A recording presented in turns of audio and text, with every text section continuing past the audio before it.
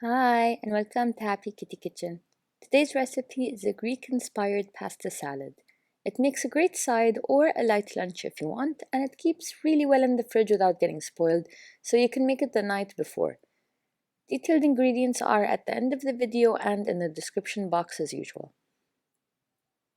We'll begin by making our salad dressing.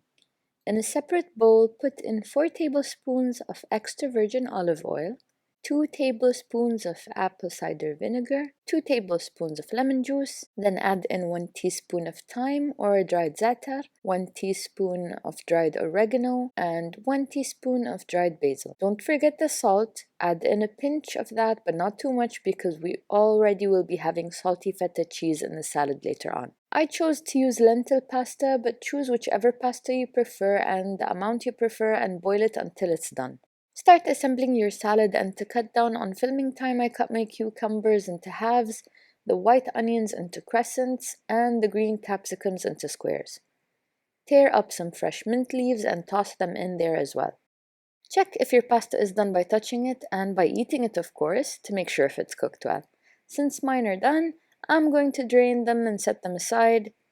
And do not add in the hot pasta into the salad just yet. The heat will cause the vegetables to wilt and ruin their freshness. So wait for it to cool down or pop it into the fridge until it becomes cold. I just left it there for a while to cool down. If you want big chunks of feta in there, feel free to cut them into little cubes and throw them in there instead, but I like the taste of feta with every bite, so I crumble them in there. Ideally, at this point, I would have added in Kalamata olives or black olives, but all I had on hand were green sliced olives, so I added those in. I split my salad into 2 bowls so it becomes easier for me to mix without pieces of vegetables hurling themselves outside of the bowl. But if you don't have trouble with that, you don't have to use 2 different bowls.